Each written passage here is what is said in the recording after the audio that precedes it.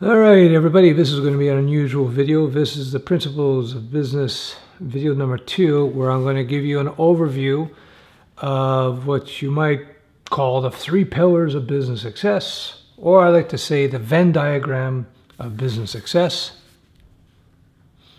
or if you like Led Zeppelin, the John Bonham diagram of business success. So you see we got 3 circles, right? And so these are the 3 basic elements that you're going to need if you're going to have the big chance of success with your business. So first of all, you need the business strategies, processes. Then you need the psychological tools and mindset that you need to be able to successfully run a business, any type of business, by the way. And finally, you need your financial or your money management skills to be successful with your business. So what I'm going to do in this vlog is just going to give you a little taste of each, because each one is pretty comprehensive. So we'll talk with business strategy first. Now, there's all kinds of different things that you can get into with that. Just, the business strategy will change depending on the type of business you're getting into, whether it be retail, business to client, business to business, B2B or B2C as they would say, whether you're going to be in the software or the services or products, et cetera, et cetera, et cetera. There's all kinds of strategies within each of these niche businesses. And so it's pretty comprehensive stuff. That being said, there are some basic strategies, basic realities about building products and businesses that apply to all types of business. So I'll give you one of them. I coined this many years ago, maybe 20 years ago, where I said, if I'm 100% sure that a product or a service that I'm producing is going to be a great seller, if I'm 100% sure, I probably have a 10% chance. And to some of you, you're going, what? That's terrible. No, it's actually pretty good odds. If you're at 1 in 10, you have success, you're doing pretty good. And so this statistic or this reality of business shouldn't be something that puts you down. It should be, or makes you feel bad. It should be a reality. It should be a statistic that informs you of a business strategy, how to approach business. And there's different things to look at, but in this particular context, the big rule is that if you only have 1 in 10 chance that your product or service is going to be successful, then that begs the business strategy or that suggested business strategy rather, where you will go out there as quickly as possible to get your product or service into the public so that you can get feedback right away, so you can determine whether or not that product has a potential to become a viable product or service, has a potential to be a viable business. And it can go on from there, but that's just one reality of business that I've experienced and I've seen out there everywhere. That's how it works. It's very rare that the first product or service, especially in its first version, is going to have any success. Even some of them, the unicorns out there, the big unicorn of the last decade is Facebook, of course. Very rare, super lucky. This guy, Zuckerberg, is like the guy who won the super lottery, the Super Bowl jackpot. Very rare, very rare. That being said, even he, who's had tremendous luck, and I'm not taking away from him, but there's always a luck element in business, but he's had tremendous luck, and even he said that he had no idea what social networking was going to be like when he started working on Facebook, and it went through many changes to get where they are today. So keep that in mind. So business strategy, and I just gave you one taste of one, where that reality is that you're going to have to get your product out, your service out as quickly, as cheaply as possible, so you can gauge whether or not there's actually a market for it. So let's move on to another quadrant, or not a quadrant, but another one of the drum heads, if you will. And let's talk about the psychology. Psychology in business is not an afterthought. Now you think that because everybody's kind of concerned with this area here, business strategy. But psychology is huge, meaning your psychology as a founder, as a business owner. You have to have the right psychology so that you can manage the ups and downs in the business. I'll give you one example. You need to be very stoic about your business approach, meaning you have to have a calm, C-A-L-M, determination, underlying calm determination to move your business or your product forward. You can't be excited, can't be excitable, you can't get angry, fearful, because if you let these extreme emotions take you, you're going to have big ups and downs, and it's going to affect your ability to make proper decisions about your business. Now, this is something I learned decades ago, but you see this actually in professional fighting or in fighting, martial arts, boxing, whatever. One of the things I was taught when I was boxing especially, was emotional control.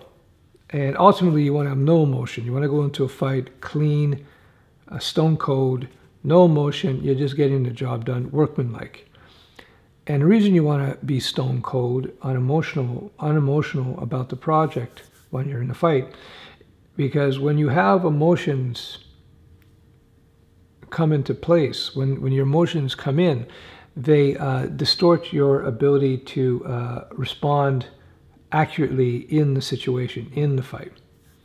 And this goes with anything in life. If you're emotional, the emotions oftentimes will hinder your ability to react intelligently to situations. So going back to business, you have to learn to have a calm determination so that when things happen, opportunities occur or problems occur, you can look at it with a clear mind and you can move forward. So anyway, I'll stop there with the psychology because, again, we're just touching on. There's a whole bunch of other things to consider as well, but you can't underestimate the importance of the psychology because at the end of the day, we're really driven by emotion. So keep that in mind. So the final sphere is the financial sphere or the money management sphere. Now, this would seem obvious, right? Yeah, you got to manage money, but people make huge mistakes, tremendous mistakes. And it's one of the main reasons why so many businesses go out of business so quickly is because they don't manage their income properly. And a lot of times they don't manage their income or, excuse me, their money properly, their financials, because of the psychology is all messed up, right? Because without the money managed, you don't have time to execute on the business strategy. This has to be there. So one example, for example, is, well, a lot of people when they get into business, they're excited about the image of being in a business. Oh yeah, I'm going to be a business guy, so I got to get nice suits, I got to get the best computers, and I got to get super fancy office furniture, and I got to get an office space. Now, the problem with that approach is that you're basically putting all these barriers, these obstacles that will prevent you from executing on your business strategy. You have to be very careful about how you manage your money, especially in the early days of your business. It's huge. And again, I'm just touching on the surface of this, but you notice how the psychology is affecting your ability to make proper money management decisions.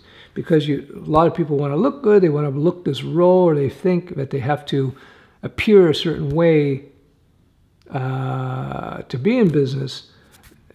And so they start messing around with their financial situation. And that's where the psychology has to be managed, right? Where you go, wait a second. I'm building an app, as an example. I'm building an app that runs on the phones. There's no way I need an office now. There's no way I need an office now. Right now, I have several people working on Studio Web 4, several developers, just the developers. And I don't have an office for them to go in. We live in 2017 here. Who needs an office with high-speed internet and Skype and iMessages and etc. My office is the local coffee shop. You know what I mean? It's a crazy waste of money in my situation where I'm developing software. So keep that in mind. You got to learn to be very, very careful with your finances. So tip number one, do you really need that office, right? What is that cost and expense of getting the office? What's it really going to provide for you in a meaningful way for your business? You got to think about that. So anyway, when you got each of these components satisfied, they come together in the middle, you get the cash. So that's why you have to be mindful of these three areas, and you have to understand them. And there's a lot of stuff that goes into business, of course. One of the things I see, I'm going to close off with this introduction. One of the things I see is people talk about the grind. And you have I think there's conferences that just talk about the grind.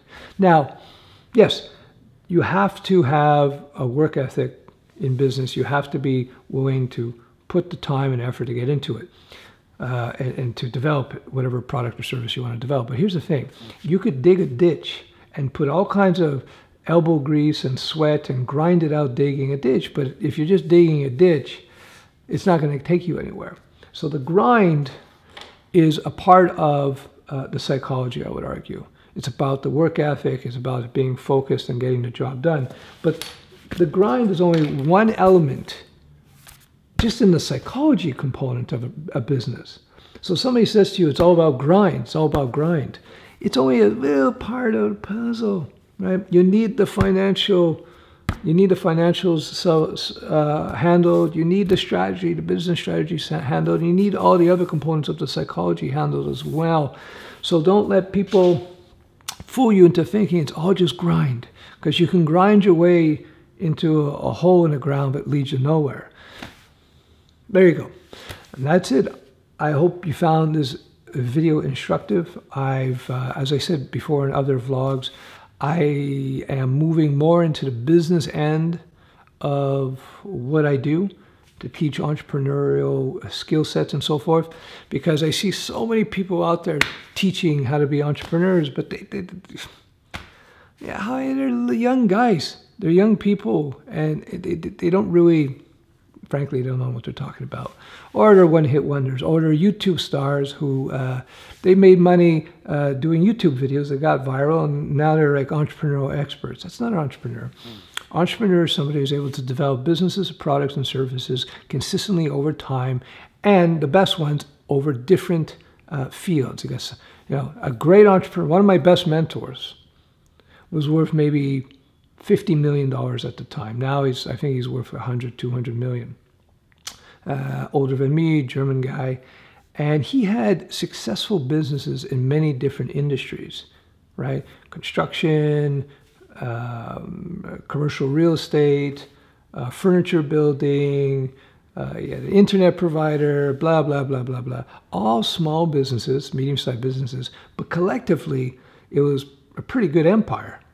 And this guy I really respected because he was able to show his business skills in many different fields. He didn't just have one hit and just rolled off of that, because, let's face it, in life, there is luck. And I've seen it many times where if you get very lucky and you have one hit and then you just sort of ride that, And this mentor of mine, this guy I mentioned, not only did he have many successful small businesses, he started from scratch. He was an immigrant from Germany to Canada, and he's a young guy, and he was able to build his businesses, which is very, very impressive.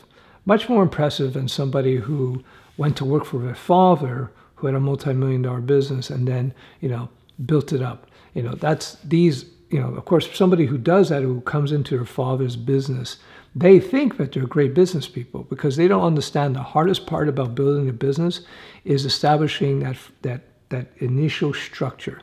Figuring out what the product is, where the market niche is, figuring out relationships, distribution, and just getting that basic cash flow going so that you can build up from that. I can tell you from personal experience that having several businesses over the years, that once I had my cash flow established, once I had my first business established where I was making money. I had contacts and my accounting in place and my legal in place, and it becomes super easy. I can launch new businesses like this because I've done it all. I have everything in place.